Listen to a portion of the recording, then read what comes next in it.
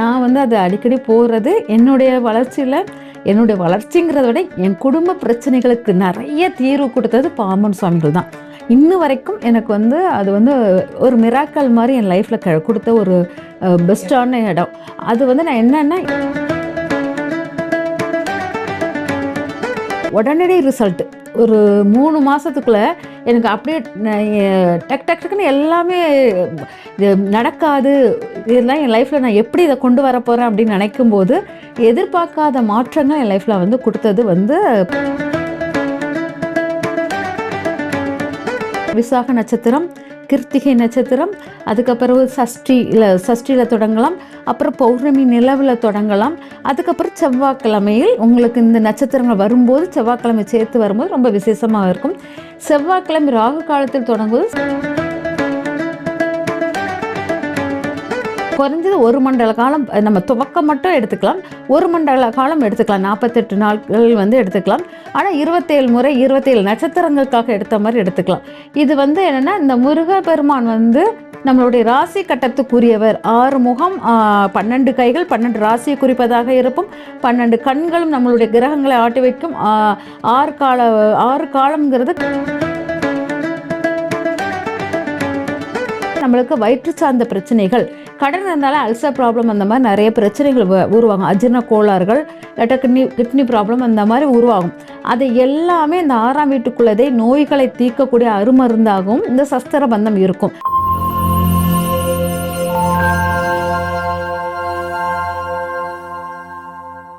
Cosmo view நேயர்கள் அனைவருக்கும் வணக்கம். இன்னைக்கு நம்ம கூட ஆஸ்ட்ராலஜர் ஜெயந்தி ரவி மேடம் இணைந்திருக்காங்க. தொடர்ந்து நிறைய விஷயங்கள் பேசலாம்.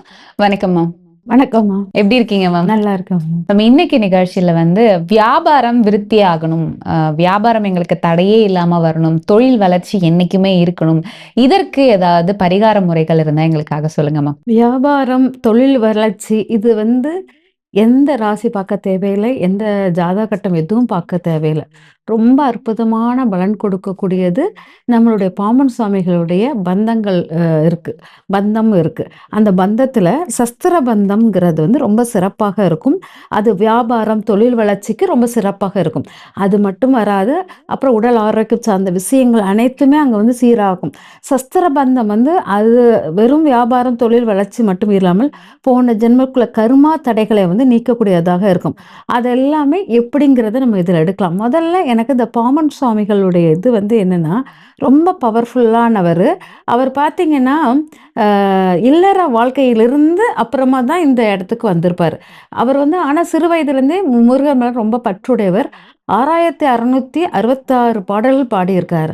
6666 பாடல்கள் எல்லாமே 6 சுக்கிரனுடைய காரகத்துவம் இந்த மாய உலகில் ஆட்கொள்வதற்கான விஷயங்கள் அனைத்தும் அந்த 6666 பாடல்களையும் நிரம்பி இருக்கு. இவருடைய ஞான குரு அப்படிங்கிறது இவர் வந்து யாரை வந்து குருவா வச்சு எடுத்துட்டு வந்தாருன்னா அருணகிரிநாதர். அவரை மையமா வச்சு எழுதிய அவருடைய ஞான குருவை மனதில் வைத்து முருகனுக்கு தொகுத்த பாடல்கள் தான் 6666. அதில் வந்து இந்த பந்த பாடல்கள் வந்து ரொம்ப பவர்ஃபுல்லானது. இந்த பந்த பாடல்கள் சஸ்திர பந்தம், அப்புறம் பார்த்தீங்கன்னா மயூரா பந்தம், அப்புறம் சதுரங்க பந்தம், அப்படி ரத பந்தம், அப்படி சொல்லிட்டு நிறைய பந்த இது வந்து அவங்களுக்கு வரிசையாக இருக்குது. இந்த பந்தங்கள் வந்து இந்த பந்த பாடல் வந்து கோர்வையாக அவர் வந்து என்னன்னா நம்ம நினைக்கிற மாதிரி சாதாரண பாடல்களாக வராமல் அதை வந்து சித்திரக்கவி மாதிரி வரைஞ்சி அதில் வந்து தமிழ் எழுத்துக்களை கோர்த்திருப்பார். இப்போ வேல் பந்தம் அப்படிங்கிற இந்த இருக்கு இல்லையா, அந்த பந்தம் அதாவது சஸ்திர பந்தம் வந்து வேல் பந்தம். அந்த வேல் மாதிரி அதில் வந்து ஃபுல்லாக தமிழ் எழுத்துக்களை கோர்த்திருப்பார். இந்த தமிழ் எழுத்துக்கள் அந்த வேலில் வந்து கோர்க்கப்பட்ட 30 எழுத்துக்கள் இருக்கும்.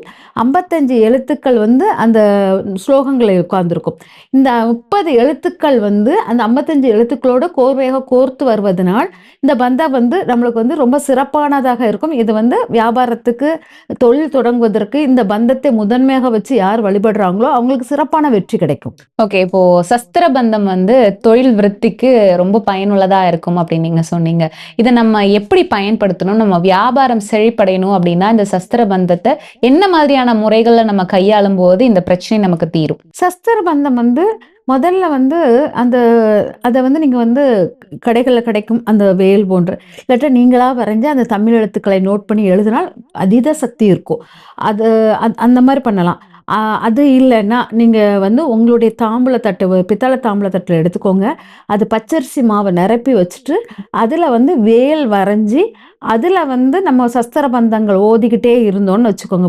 பூக்கள் தூவி ஓதிக்கிட்டே இருந்தோன்னா அது வந்து உங்களுக்கு ரொம்ப பவர்ஃபுல்லாக இருக்கும். இந்த சஸ்திர பந்தம் தொடங்கணும் அப்படின்னா முதல்ல வந்து உங்களை சுத்தப்படுத்துகிற முறைகள் நிறைய இருக்குது. நாள் இருந்து உணவுகளின் அளவுகளை பார்த்துக்கணும். அப்புறம் வந்து உடல் உள்ளம் எல்லாத்தையும் ஒருங்கிணைத்து வச்சு அது ப்ரிப்பேர் ஆகி நாளே நம்ம ரெடி ஆயிடணும். அப்புறம் வீடு சுத்தம், நீங்க சுத்தம், இது ரொம்ப முக்கியம்.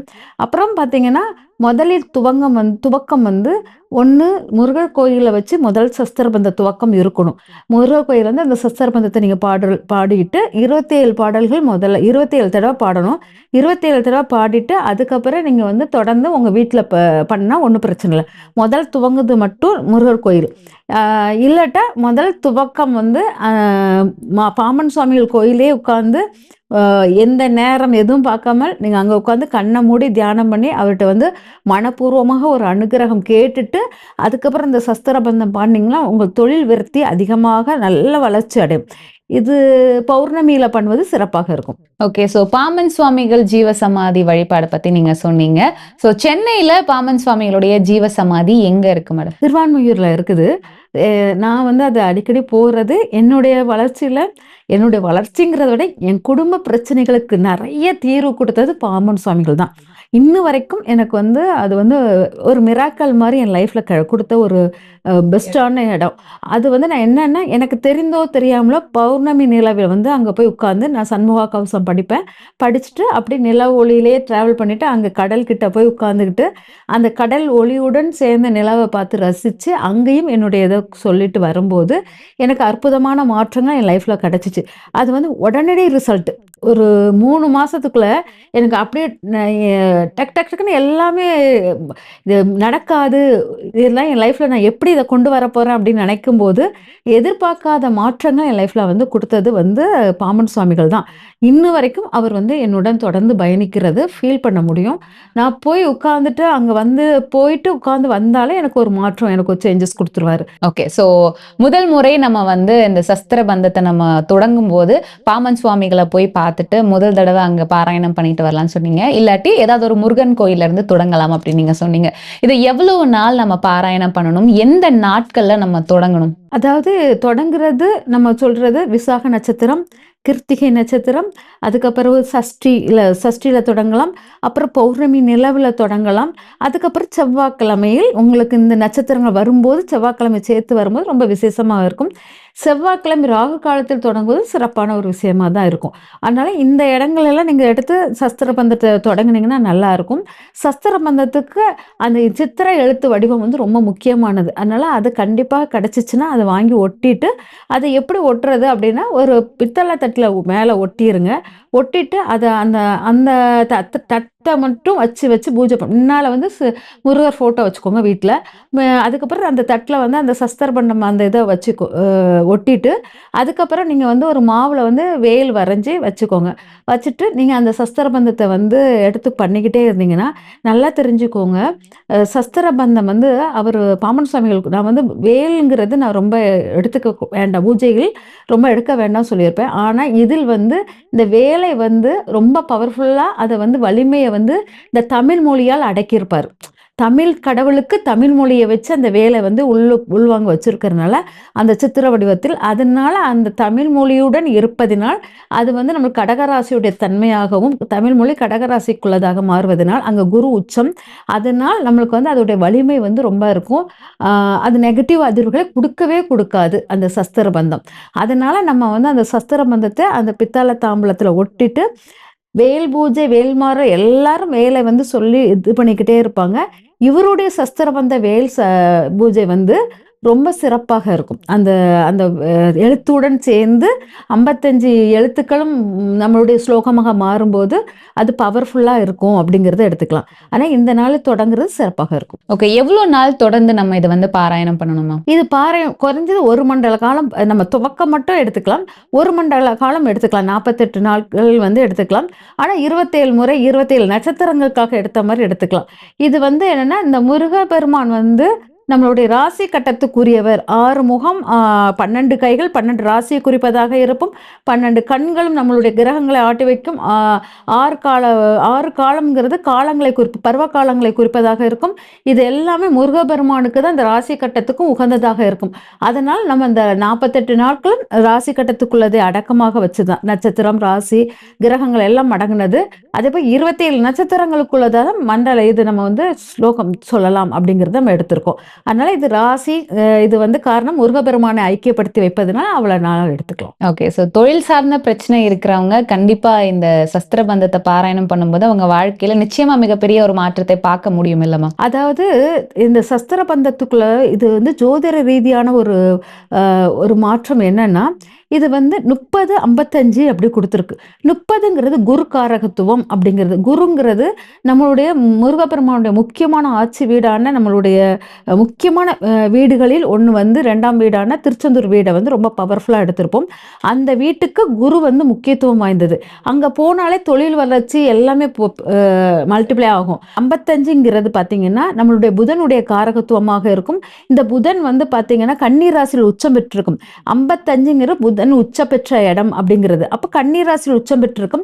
கன்னி ராசி தான் கடன் சார்ந்த பிரச்சனைகள் எல்லாமே அங்கே தான் இருக்குது. பார்த்தீங்கன்னா கன்னி ராசிக்கும் துலா ராசிக்கும் பார்த்தீங்கன்னா இந்த செவ்வாய் வந்து கடன் குடுக்கல் வாங்கல் மாதிரி நமக்கு டிராவல் பண்ணும். கன்னி ராசி பெருமாளாகவும் குபேரன் வந்து துலாம் ராசியில் வந்து குடுக்கல் வாங்கலுக்குள்ள இது ஆக்டிவிட்டிஸ் நடக்கிற மாதிரி அங்கே காமிக்கும். அந்த சித்திரை வந்து கன்னி ராசிக்கும் துலா ராசிக்கும் பயணிக்கிற அந்த இடத்தை தான் நம்ம வந்து சஸ்திர பந்தம் செயல்படுகிறது. இந்த துலா ராசி வியாபாரத்துக்குள்ளது, வியாபாரத்துக்கான கடனுக்கான விஷயம், வியாபார தொடக்கத்திற்கும் இந்த சஸ்திர பந்தம் வந்து ரொம்ப பவர்ஃபுல்லாக இருக்கும் அப்படிங்கிற மட்டும் எடுக்காமல் அதாவது 6ஆம் வீட்டுக்குள்ளதை ஆக்டிவேட் பண்ணுறதுனால நம்மளுக்கு வயிற்று சார்ந்த பிரச்சனைகள், கடன் இருந்தாலும் அல்சர் ப்ராப்ளம் அந்த மாதிரி நிறைய பிரச்சனைகள் உருவாகும். அஜீரண கோளாறுகள், கிட்னி ப்ராப்ளம் அந்த மாதிரி உருவாகும்.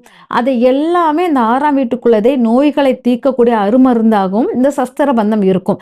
அதனால இந்த சஸ்திர பந்தம் இதனோட தொடர்பு மட்டும் இல்லாமல் நம்மளுடைய வாழ்க்கையில் முக்கியமான இது வந்து நோய்களிலிருந்து தப்பிக்கிறது, எதிரிகளிலிருந்து தப்பிக்கிறது, இது எல்லாமே இந்த சஸ்திர பந்தம் கொடுக்கக்கூடியதாக இருக்கும் அப்படிங்கிறது. இன்னைக்கு நிகழ்ச்சியில எங்களுடைய நேயர்களுக்காக தொழில் வளர்ச்சி ஆகணும், பண வரவு அதிகரிக்கணும், நோய் சார்ந்த பிரச்சனைகள் குறையணும் அப்படின்னா அதற்கு சஸ்திர பந்தத்தை எப்படியெல்லாம் நம்ம வந்து பயன்படுத்தணும், பாம்பன் சுவாமிகளை எப்படி வழிபடணும் அப்படிங்கறத பத்தியும் நிறைய விஷயம் எங்களுக்காக சொன்னீங்க. எப்பவும் போல ரொம்ப நன்றிமா. நன்றிமா.